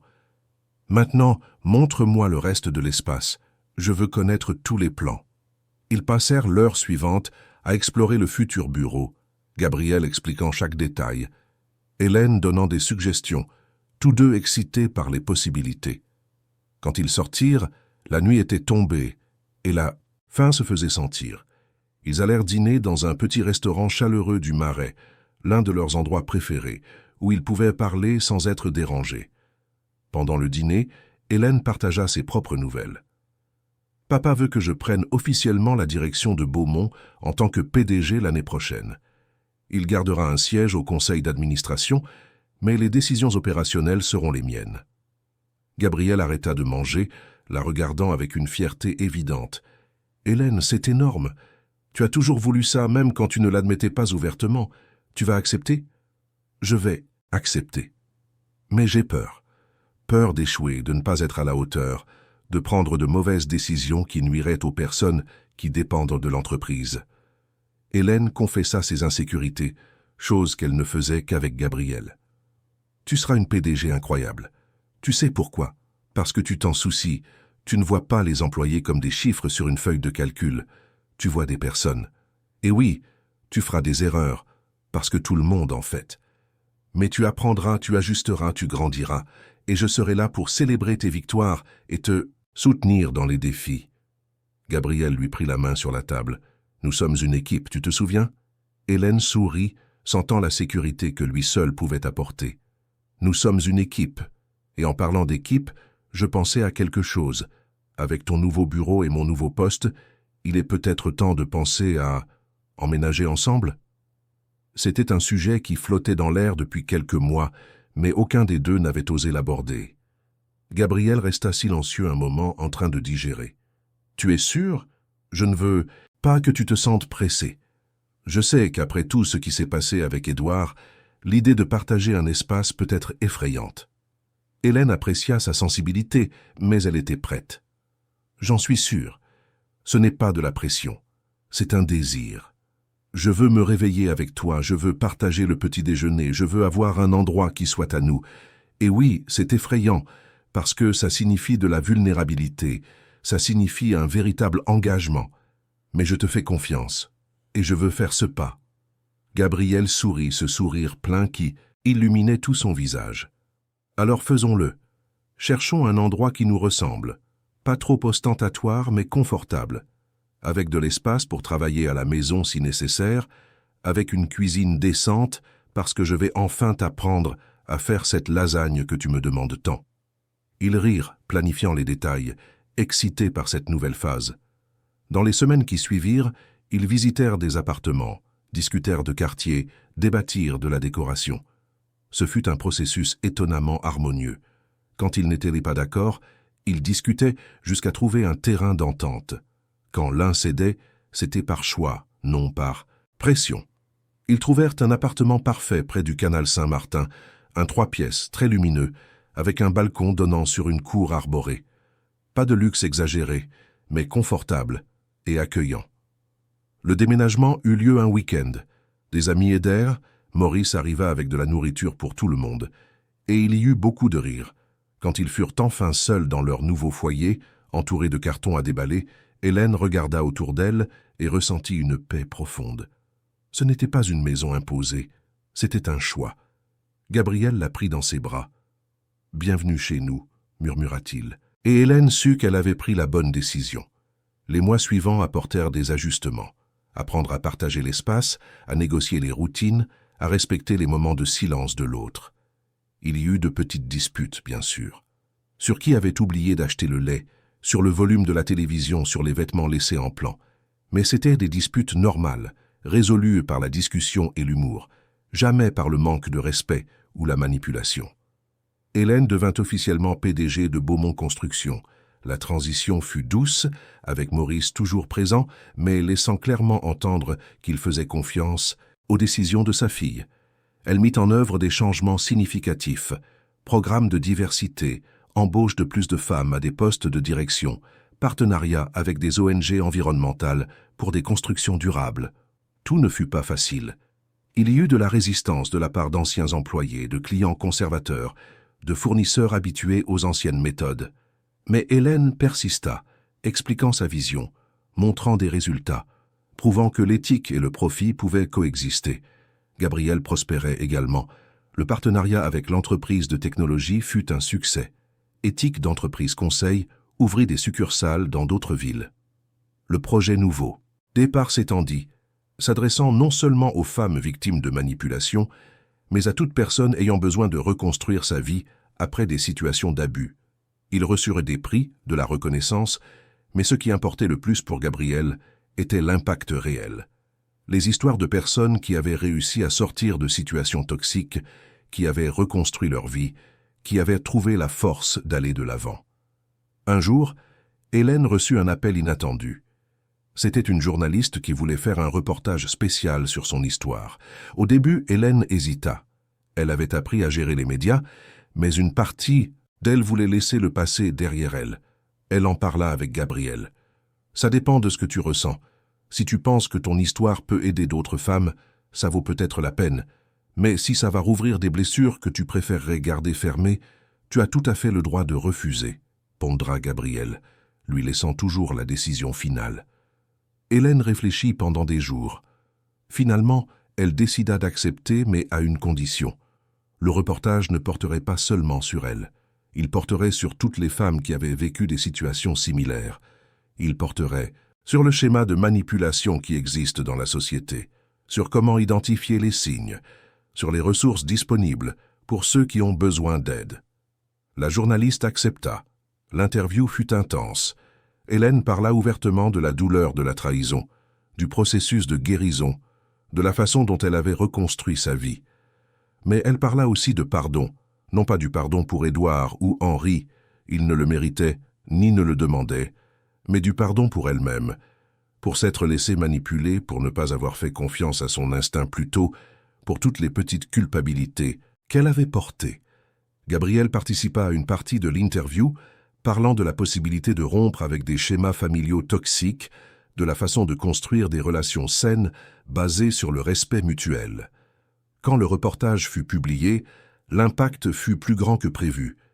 Des milliers de femmes prirent contact, partageant leurs propres histoires.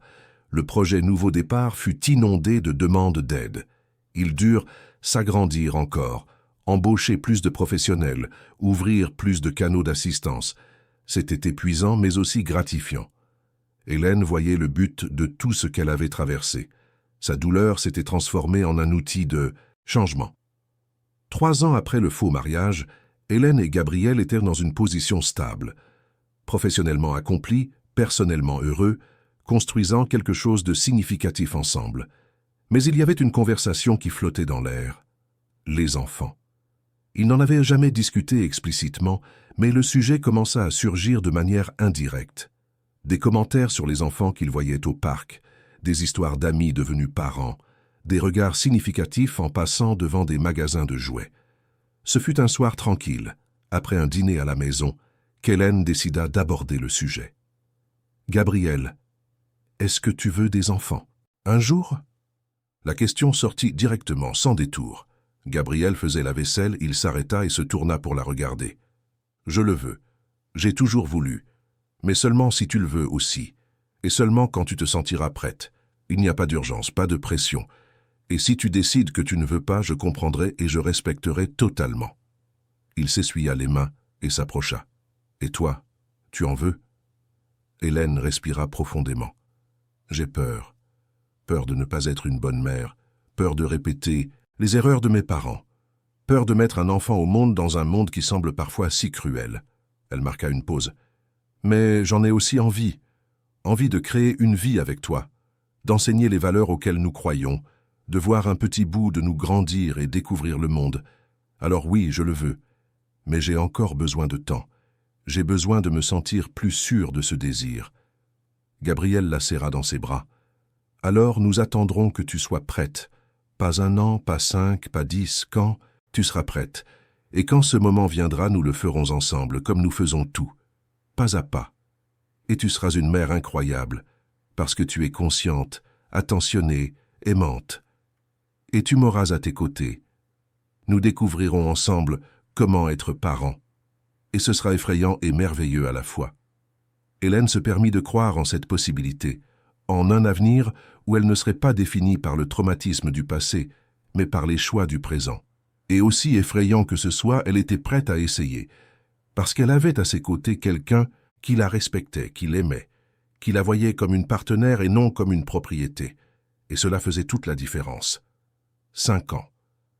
5 ans s'étaient écoulés depuis ce jour à l'hôtel où Hélène avait dit oui à un homme qui ne l'aimait pas, sans savoir que ce serait le jour qui changerait sa vie pour toujours, mais pas de la manière qu'elle imaginait.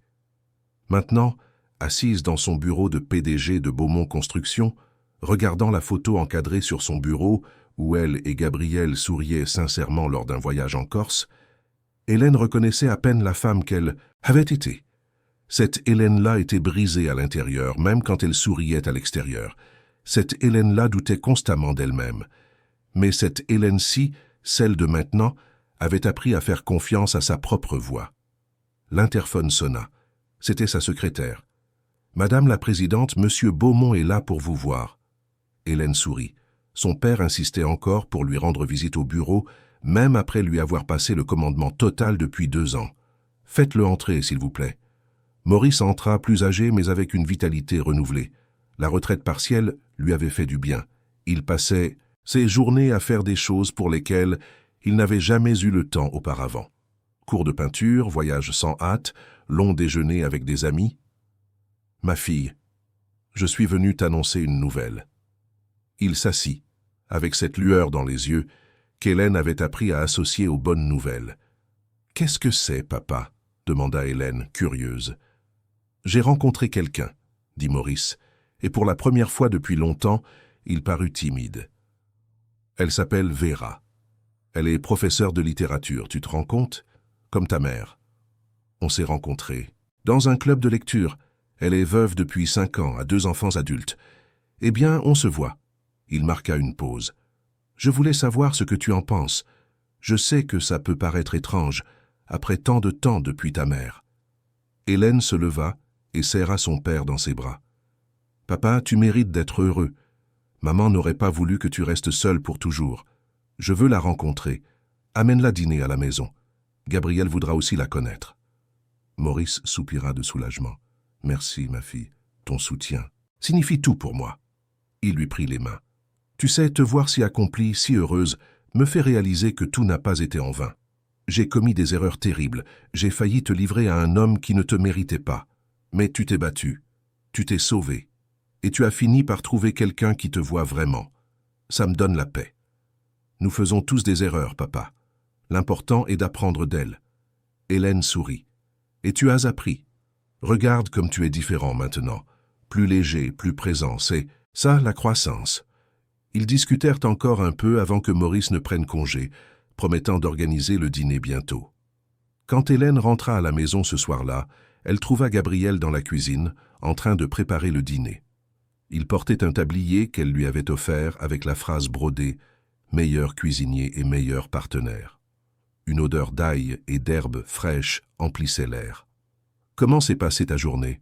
demanda-t-il, se tournant pour l'embrasser rapidement avant de retourner à ses fourneaux. « Productive. On a signé un nouveau contrat pour un ensemble résidentiel. Durable. Ça va employer plus de 200 personnes de la communauté locale, » raconta Hélène, prenant un verre de vin que Gabriel lui avait déjà servi.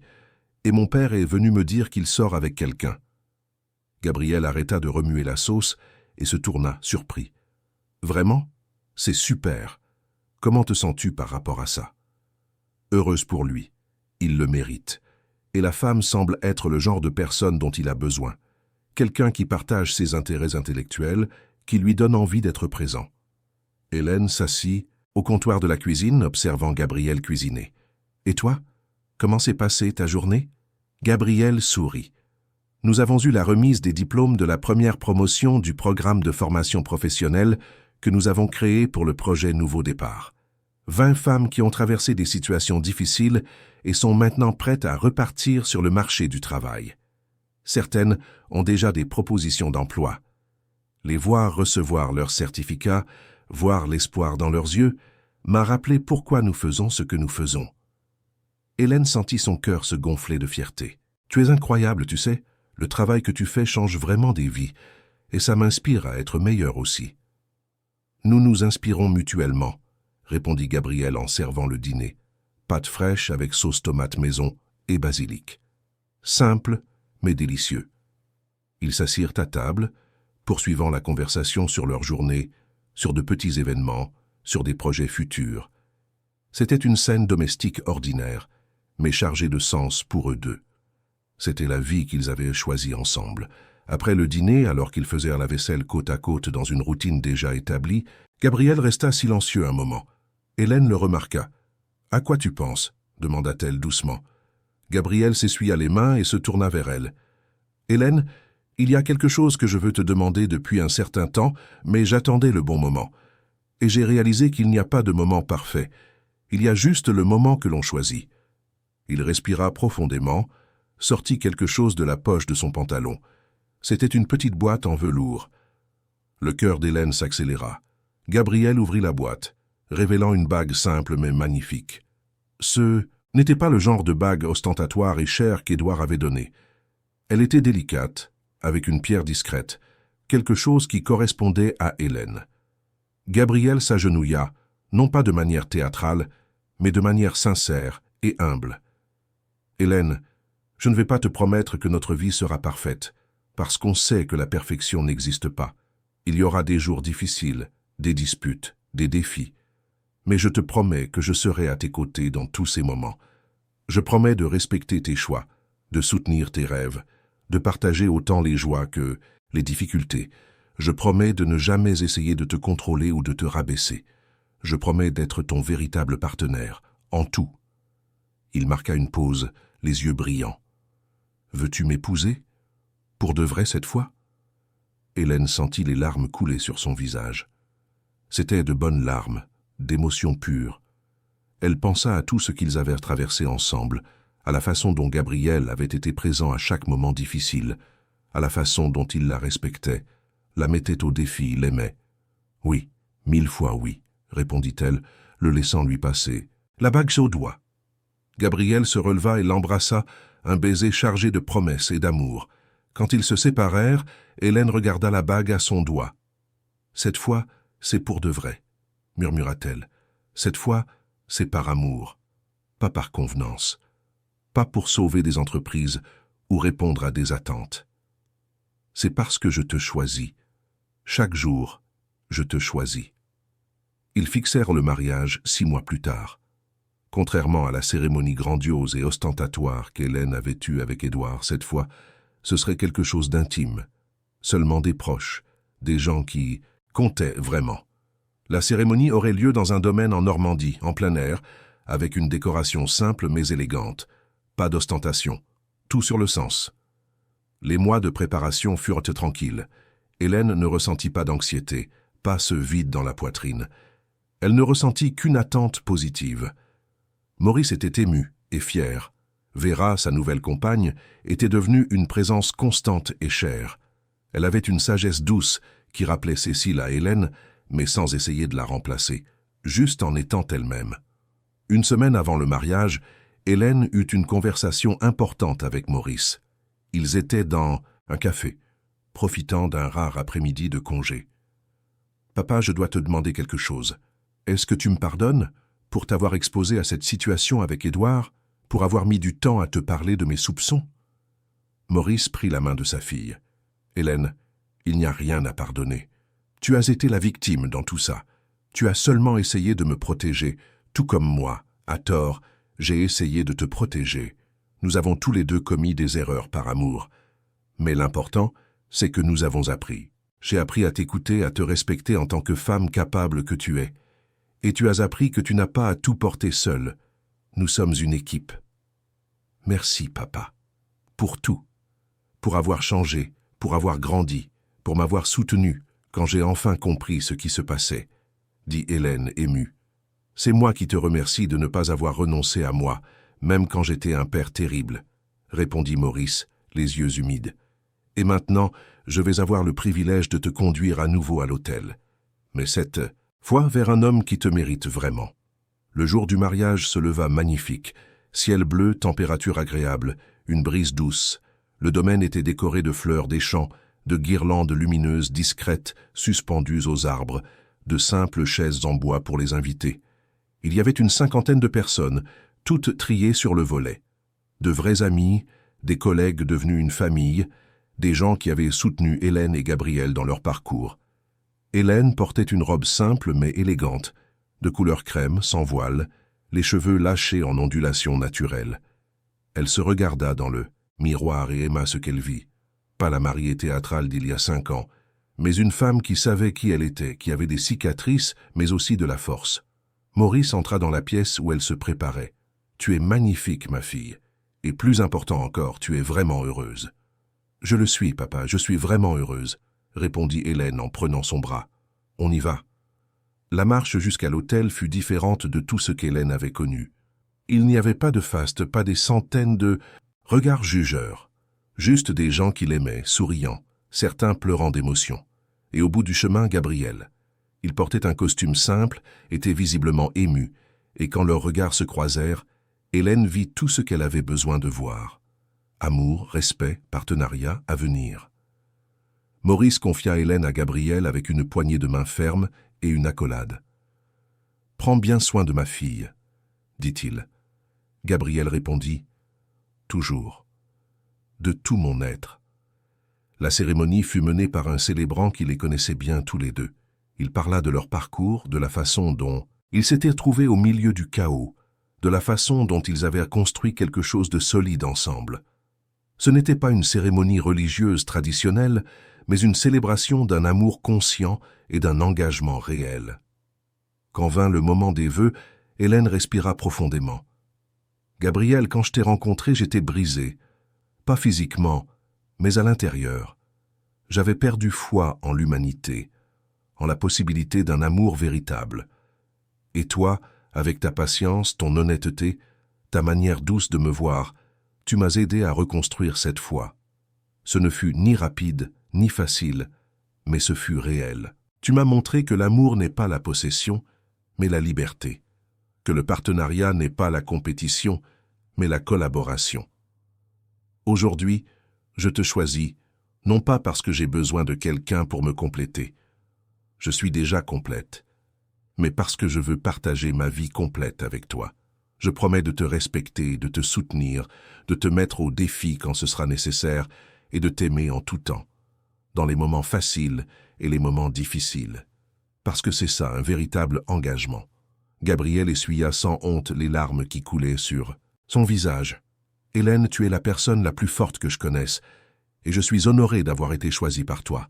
Je promets de ne jamais prendre ton amour pour acquis. Je promets de travailler chaque jour pour être digne de ce choix. Je promets d'être ton port d'attache, mais jamais ta cage. Je promets de t'applaudir dans tes victoires et de te soutenir dans tes chutes. Je promets de construire avec toi une vie basée sur la vérité, le respect et un amour sincère. Tu as fait de moi quelqu'un de meilleur et je passerai le reste de mes jours à essayer de faire de même pour toi. » Ils échangèrent les alliances, simples, sans fioritures excessives, juste le symbole de l'engagement qu'ils prenaient. Le célébrant les déclara mari et femme, et quand ils s'embrassèrent, ce fut différent. Ce n'était pas le baiser théâtral et vide qu'Hélène avait donné à Édouard. C'était un baiser de célébration, de gratitude, le début d'une nouvelle phase qu'ils avaient tous deux choisie consciemment. La fête fut intime et joyeuse, de délicieux plats faits maison, une musique live douce, des conversations sincères. Hélène dansa avec Maurice, qui pleura pendant toute la chanson. Elle dansa avec Gabriel, qui la tenait comme si elle était la chose la plus précieuse au monde, et elle se permit d'être complètement heureuse, sans peur, sans réserve. Plus tard, alors que la fête touchait à sa fin et que quelques invités étaient déjà partis, Hélène et Gabriel s'éloignèrent un peu, marchant jusqu'à un petit étang dans le domaine. Ils restèrent là, assis dans l'herbe, observant le reflet de la lune sur l'eau. « Comment te sens-tu » demanda doucement Gabriel. « Complète » répondit Hélène. « C'est le mot. Pendant longtemps, j'ai cherché ce sentiment à l'extérieur, de moi, dans l'approbation des autres, dans les réussites professionnelles, dans les relations. Mais aujourd'hui, je comprends qu'être complète vient de l'intérieur. Ça vient du fait de se connaître, d'accepter ses propres imperfections, de faire des choix conscients. Et toi, Gabriel, tu m'as aidé à arriver à cet endroit, non pas parce que tu m'as complété, mais parce que tu m'as respecté pendant que je me complétais moi-même. » Gabriel la rapprocha. « Et tu m'as aidé à croire qu'il est possible d'être différent de la famille dont on vient, que nous ne sommes pas condamnés à répéter des schémas toxiques, que nous pouvons choisir d'être meilleurs. » Il lui embrassa le sommet de la tête.